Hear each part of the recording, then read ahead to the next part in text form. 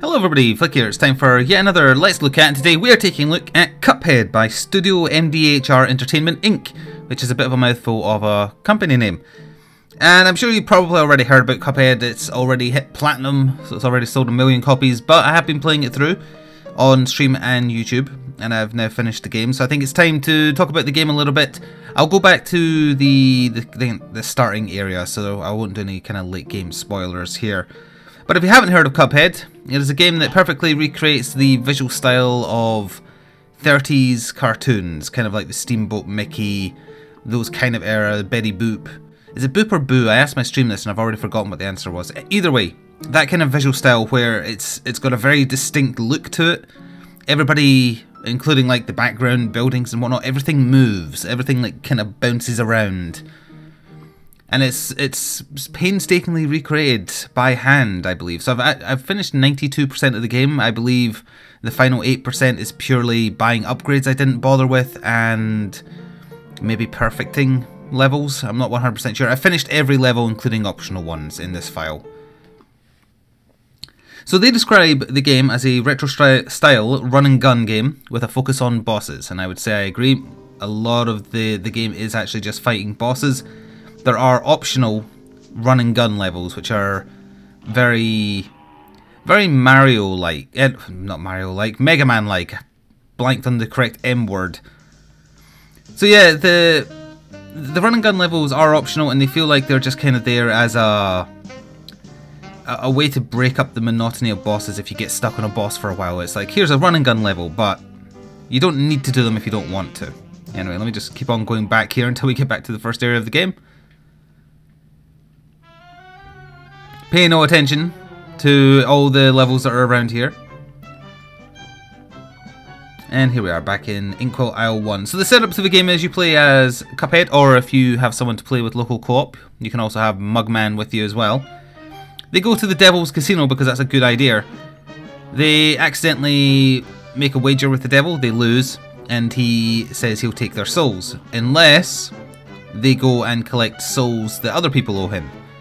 And the boss fights in the game are essentially you're fighting the people whose souls the devil owns. So that's the general idea of the game. It took me 5 hours on my blind playthrough to get through all the levels. And I would say that it's a really good game with a couple of blemishes. And this isn't any kind of like underlying salt. I have some genuine criticisms about certain difficulty spikes. It's not even difficulty spikes actually, I honestly think it's just design oversights. But anyway, let's jump into a level to show you how the game plays. Although actually, to show you your setup first, you have like a standard pea shooter shot. Imagine that like Mega Man X's gun if you don't charge it up. You have a second slot for a second shot type. I've been using spread shot, which is kind of like a shotgun. As long as you're up in the enemy's business, you should technically be doing more damage. There are other shot types. I honestly didn't feel the need to buy them, but there's like a homing shot, there's a boomerang shot, a bounce shot, I think. I didn't feel like I needed any of them. There's 3 super arts to unlock. The one I'm using currently is invulnerability. And there's a charm, which is kind of like a passive ability. And once you find smoke bomb, which you can get first actually if you want to, you never need anything else. Smoke bomb gives your dash iframes, and it's too good not to use. Especially in the late game. Like in the late game there's a lot of stuff that would be ridiculously difficult if you didn't have iframes on your dodge. But that's just my opinion. There are ones like your parries do damage, there's some more health but you you deal less damage. And you can put your special meter automatically, and that's the auto parry, that's the attack parry. But I like the setup I have right now. Anyway, let's jump into it's a 3-tier boss. The Root Pack in Botanic Panic. Once you finish the game on regular, you can do expert difficulty, which I believe is just like faster and the enemies have more health. But we'll jump in. My health will be in the bottom left. The playing cards that appear next to it are my special meter. If you get 5, you can do your super duper special. And I'm using the 360 controller. X is attack, and you just want to basically hold the button. A is jump. Y is dodge, and if you see anything pink, you can try and parry. And the way you parry is by double clicking the jump. Now, one of the issues I wasn't actually referencing earlier is that the parry is the same button as the jump, and that leads to problems, because even if you double tap super quickly, there's still a slight delay before the parry activates. And some boss fights later on, they don't necessarily require parrying, with one exception.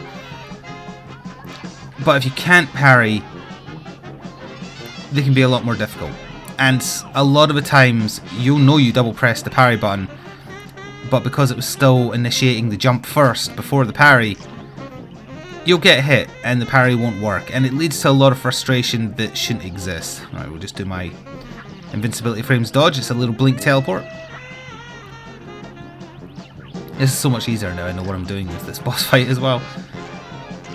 But like when I was doing my series on YouTube for this, usually I have thumbnails, as YouTubers often do, but this game looks so distinct. I was like, nothing I can do for a thumbnail would look as eye-catching and interesting as just letting it be a screenshot from the game. So I didn't do anything.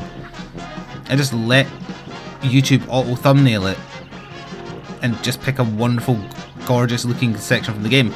And any criticisms I'm going to level at the game, I definitely can't fault the visual style. They've perfectly done it. Music is good too. I would say it gets a little monotonous if you get stuck on a boss for a long time, but it's good and it's authentic of the era of cartoon as well. They put a lot of love into getting this to look right, and as I understand it, they actually like remortgaged their homes and such like to get this done. I'm surprised. Oh, I didn't get a good score there because I didn't use my special because I didn't need to, and I didn't parry 3 times. I parried 2 times. So even though I flawlessed that just now, the criteria by which you are graded sometimes requires you to do things you wouldn't do if you were just aiming to kill as fast as possible. So if we did this again, and I deliberately tried to parry 3 times and then deliberately used my special a few times, then I would get a better grade. But it doesn't matter too much. Oh, also we can have a look at the shop for the things I haven't bought. Pork Rind Emporium. He has a great voice. Welcome. So yeah, there's the chaser shots. That's the homing. There's the boomerang ones, and that's bounce, I think. Well, it says lob, so that's not the same as bounce. Maybe I misunderstood what that was. And there's a 1 heart that makes you do less damage. I bought the 2 heart one just because I've never used it. Because I don't like using anything that carries the damage down. I'd prefer to be a glass cannon. That's just my personal preference. As you'll know if you've seen me play Isaac. So now we'll go fight another tier 1 boss. I think this one here will be the Jelly Man, and then we might do a run and gun just to show you how those work. Yeah, the ooze. Guppy La Grande. Alright, let's jump in. Another boss that gave me quite a bit of hassle when I first fought him, and hopefully will not anymore. Also, I bet the shotgun is better for this guy. Oh, I accidentally walked into him though. There is a quick restart if you like. Surprised that didn't hit me actually. But I won't bother. If you do your special bar without fully charging it, you get a little Hadouken. If you're doing your standard shot, that is. I knew that was going to happen and I still did it. Oh. See, I tried to jump between all the question marks there by doing parry, parry, parry. That's what you're supposed to do to get the parry criteria for maxing out this boss. I double tapped A, did the first parry. I double tapped A to get the next parry, didn't work. And I don't feel like that's my fault. I feel like it's the fault of the game by having the parry button be the same as the jump button. Now, if you don't care about what rank you're getting, and the only reason to care is if you want to get an achievement, then it doesn't really matter. I got the last 2. At the cost of HP, mind you. Now he thinks this is Zamtrios. So I'll charge up to my super special to use it for no good reason really, because I forgot I've got invincibility equipped, not attack, but still. We've almost got it. Parrying something gives you 1 charge of special instantly. So I suppose that is another reason to go for parries. But I wouldn't go for multiple parries at once because the game just does not do them well.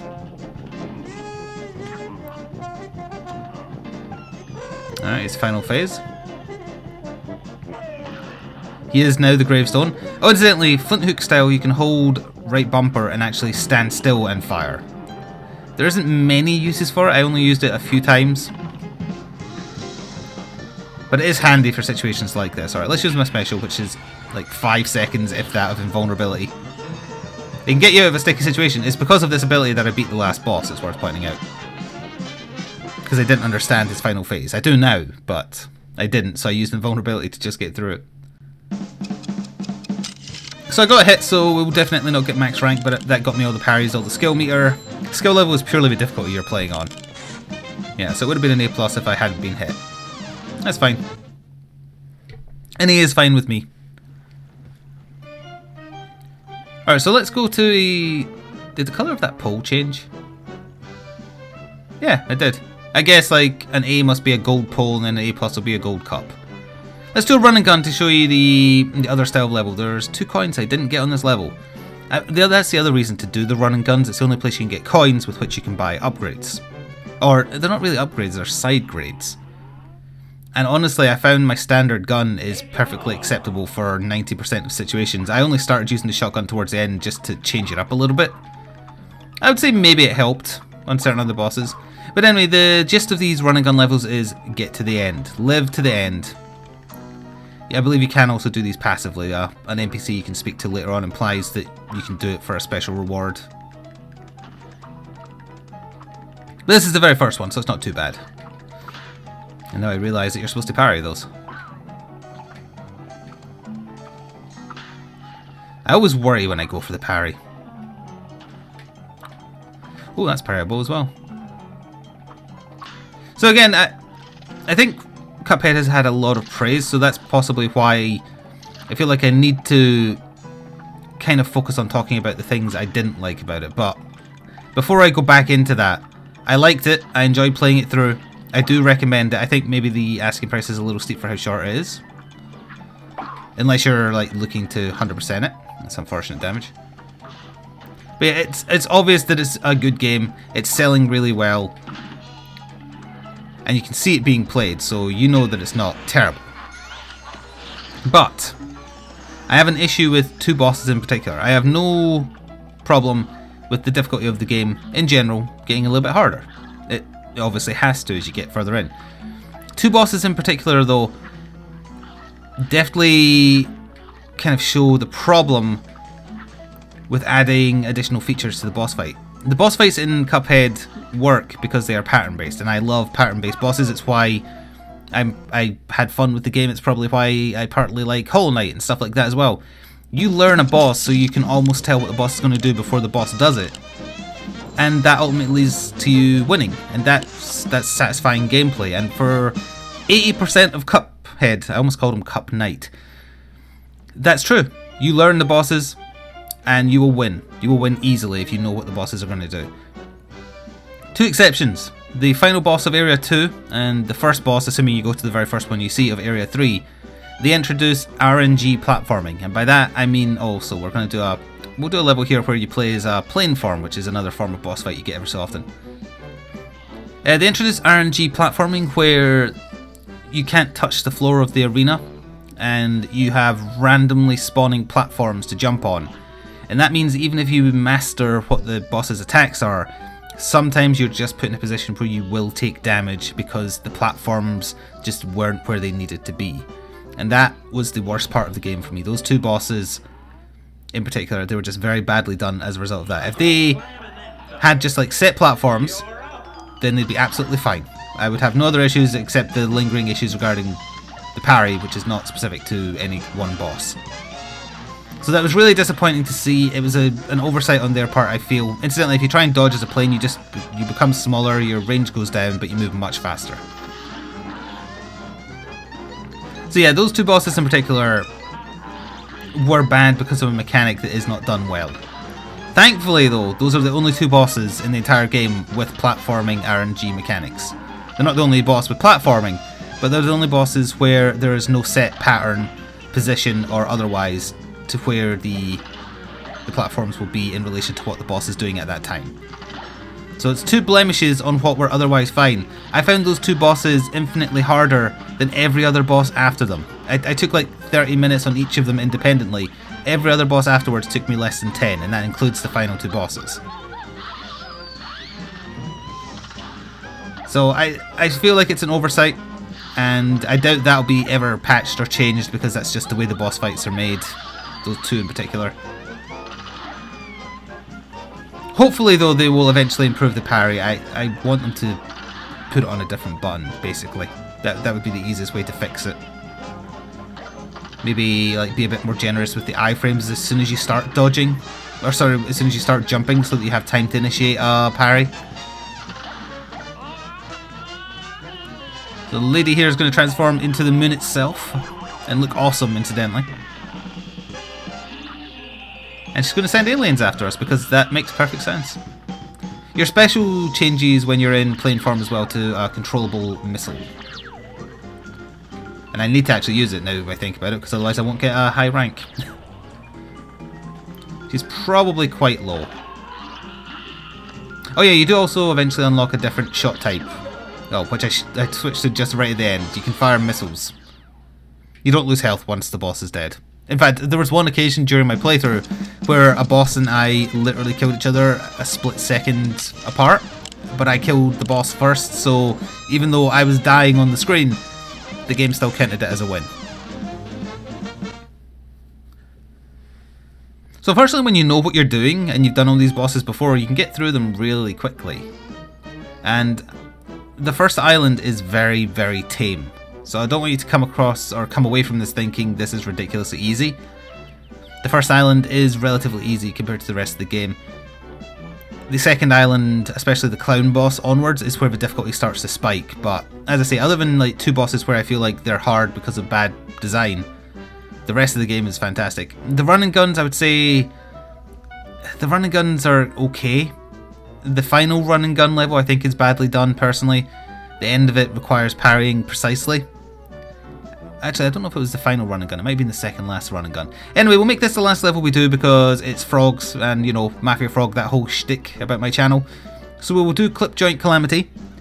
Cuphead is available on Steam, and I'll link to it in the description box below. It's available for £14.99, and as I said, I think that's a little high. I would have preferred £10 on the dot.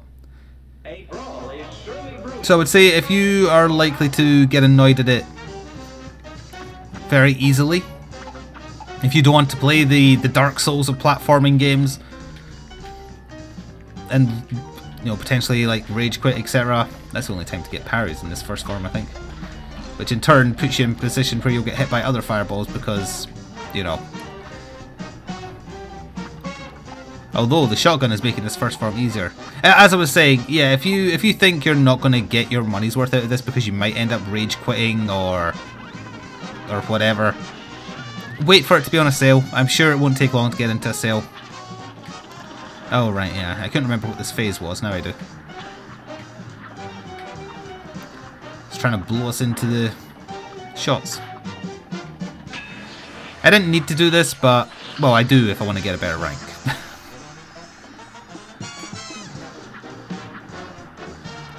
And they should go to final form any second now, really.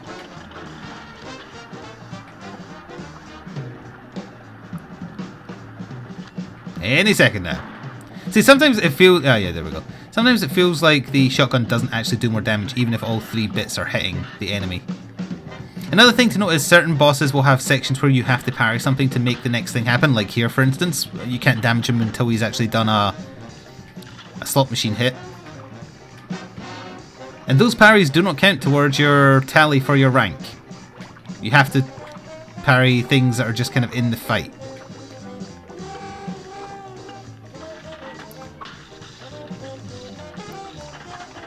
Tigers again. Ooh, that was a bad dodge. I got away with it though. It's very rhythmic. If you've got any experience with Mega Man, Contra especially, like I've been replaying Contra 3 because I got a SNES Mini. I don't remember the bull one. Oh, I don't think I saw this one. I beat this guy first try blind, and I don't remember seeing that particular attack. I saw the tiger one and the frog one. But oh well, he's dead again. If you're like into those types of games, Cuphead is probably the epitome of that genre. It does have a little bit of the thing that existed in games when they were in the arcade, where to learn some of the attacks bosses have, you have to get hit by them. It's a Dark Souls thing that it's not exclusive to Dark Souls, but Dark Souls did it as well, where it'll kind of troll you, like you go into an area and you die instantly. It's like, oh, okay, so that's a trap. You've taught me, but you've taught me via failure. Cuphead does that as well, where like sometimes during form changes, bosses will do a thing or there's an attack where if you don't know what the attack is, you will get hit by it the first time you see it. It feels like a little bit, in the arcade days it existed to force you to spend more money. In Cuphead, it comes across a little bit like trying to stretch the game length, because the game is a little short. It just is. I hope there's more of it in the future. I've enjoyed it. It has a couple of blemishes, it's definitely not perfect, but it is a very fun game. It looks incredible. The bosses are exceptionally varied, and with the exception of 2, I think they're all of a fair difficulty. Some of them are really challenging, but they're all pretty fair. And if you've liked what you've seen here, again, keep in mind I was fighting stuff on the first island. The first island is easy, it's from this area onwards that it gets much harder. Check it out for yourself, many other people have. I'm not even going to bother getting into the, calling it the Dark Souls of platformers and stuff. Dark Souls is ubiquitous at this point. It's okay to compare things to it in terms of the experience you might be expecting, even if the genre is very different. But anyway, this has been a look at Cuphead by Studio MDHR. Go check it out on Steam if you want, or go read reviews from other people as well at the link I've put in the description box below. Thanks very much for watching, and if you're interested in just watching someone play it, I do have a full playthrough by the time you hear this probably, available on my YouTube channel. Thanks for watching, and ta-ta for now.